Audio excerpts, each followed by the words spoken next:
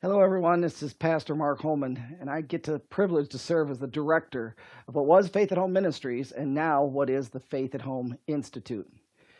George Barna, when we did research to examine how is faith being lived in the home, what's happening when it comes to prayer, Bible reading, faith talk, worship, engaging in community service and missions, what's truly happening in the home? What's happening for people individually with their prayer life, Bible reading, and all that at home? What's happening for couples? What are they doing as a couple or not doing as a couple? And when it comes to our children and teenagers, what are parents doing with their kids and teens when it comes to faith life in the home? And we published just before the pandemic this book called Faith at Home Revealed, which shows those findings of what was truly happening in the home when it comes to faith life. And what I loved is George Barna wrote a foreword for us. And I want to share with you one thing that he said in his foreword. And if you don't know who George Barna is, he is the leading researcher, Christian researcher in America, has been studying churches and Christianity in America for 40 years. No one knows more about Christianity and has studied it further as to how it has progressed and the kind of the good, bad, and ugly of it in America than George Barna. And he's a huge fan of the work that we do at Faith at Home Ministries. And he wrote this in the foreword for our book, Faith at Home Revealed. He said, "Let's face the reality. If we do not improve the quantity and quality of faith experiences in our homes across America, our country is going to continue to rapidly unravel morally and spiritually." Friend, that's a pretty strong statement from someone who has studied Christianity for a long time. If we do not improve the quantity and quality of faith experiences in our home, our country is going to continue to unravel morally and spiritually.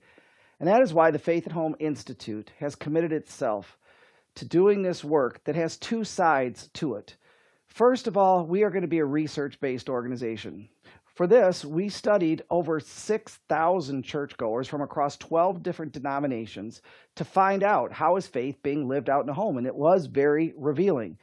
And yet, we weren't able to share a lot of these findings because then the pandemic hit.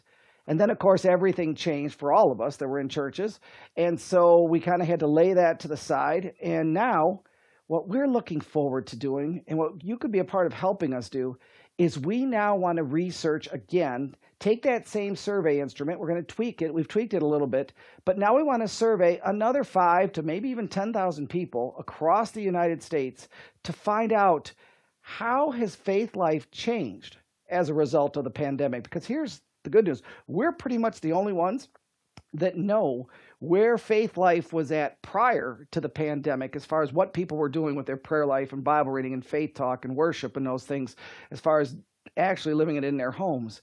And now we want to study people again and then compare them. Did the pandemic make things worse?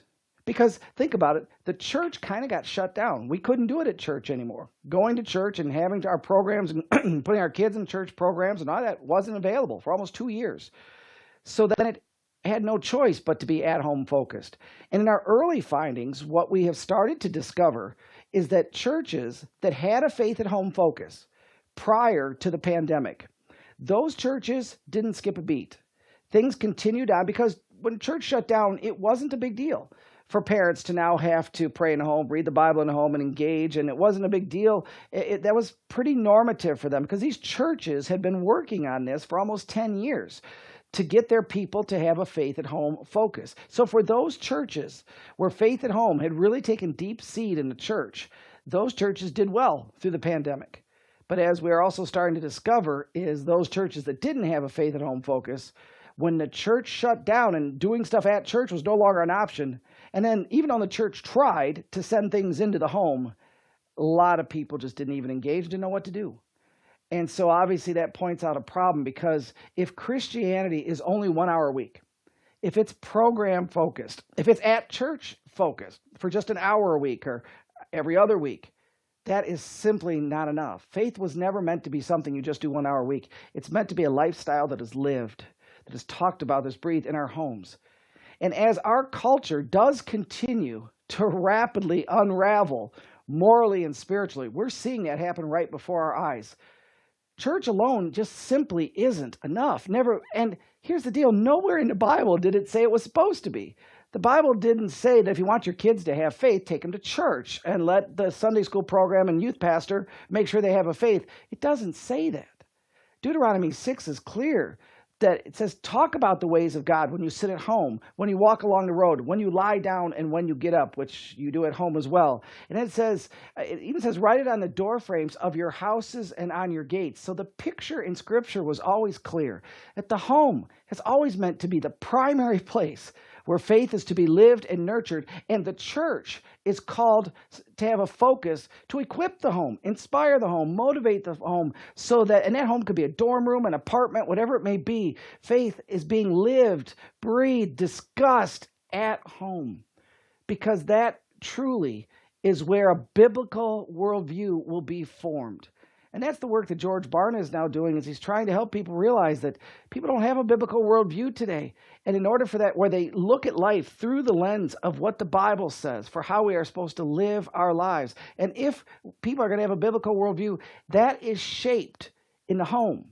That is discussed in the home. That can't be just 1 hour a week. So that is the work that Faith at Home Institute is all about. And we're inviting you to be a part of supporting that work that we are doing that has this two sides. So we want to do research, and so we want to have a version 2 of this, Faith at Home Revealed post-pandemic. So the first step is we have to do more research, and then we have to then publish those findings.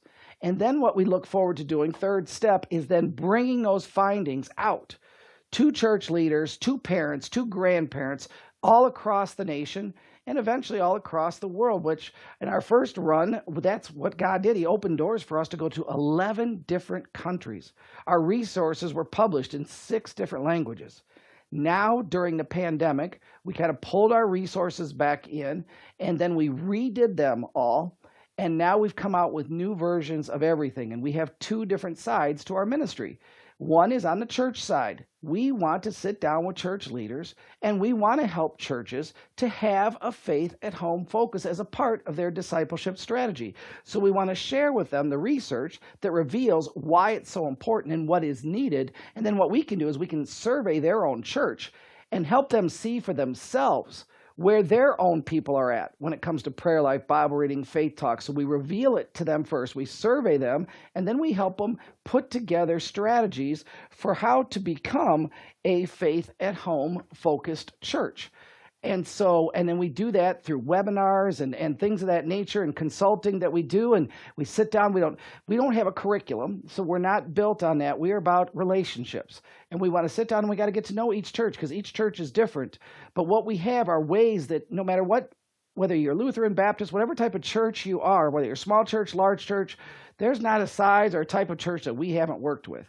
And what we can do is sit down with you and churches and help them develop strategies. So we assess their current reality, then we help them develop a strategy to address it, and then we come back in 3 years and reassess and take a look again. Okay, now what changed? Did the needle move? Did we get better in the areas that we were focusing on? And then what do we need to do next for the next 3 years? And then what do we need to do next for the next 3 years? So that 10 years from now, the church and its people have more of a faith at home focus. So that's part of our work. And then the other part of our work is to simply work with moms and dads. And to have, and we have a really nice parenting class that's online that people can take, that's very simple. They can do it as a small group. We want to help moms and dads to have a faith at home focus, starting as young as they may have a child, and then no matter, or even if they have teenagers, whatever it takes. We want to come alongside moms and dads, and we want to come alongside grandparents, because in many cases, the grandparent is the primary spiritual influence in the life of their grandchildren, but they're still the primary influence in the life of their adult children as well. And so grandparents have a huge role to play in faith at home. So that's what the Faith at Home Institute is all about. Doing research, leading with research, helping churches to have a faith at home focus, and doing that with online webinars and trainings, but then also going out and doing what we call Faith at Home Revealed Days, where in the morning, we'll do, and we want to be strategic, we'll do these across the country, regionally, these Faith at Home days, and what we'll do is in the morning, we'll sit down with church leaders, and walk them through the findings, and we will share with them the strategies and how they can implement and things that they can do to become a Faith at Home focused church. And in the afternoon, we do a seminar for grandparents called Stay in the Game Grandparenting, where we help grandparents stay in the game as a spiritual influence in the life of their adult children and grandchildren. And then in the evening, we do a parenting event for moms and dads to come and help them realize what they can do to have a Faith at Home focus in their own homes, how they can pray with their kids, read the Bible, and we do kind of a high energy parenting event. So that's what Faith at Home Ministries is all about. So your support is critical. It pays for our research, which we need to do. It pays for us to publish those findings. And then it also pays for us to do these Faith at Home Revealed Days across the country. And so what we are looking to do is to raise somewhere between $100,000 and $150,000 a year to do that work. So we're looking for people like you or churches like yours who say, you know what, I want to be a part of that. I want to help move the needle so that more people will have a biblical worldview, so that more parents are engaged in their own homes with their children and children's children, more grandparents, and more churches across the country. We're working to build a network of Faith at Home focused churches that over the next 10 years will get better and better and stronger, and through these, they will see the needle move.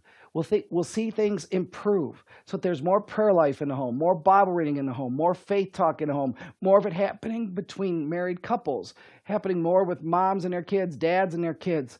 That's what we're about.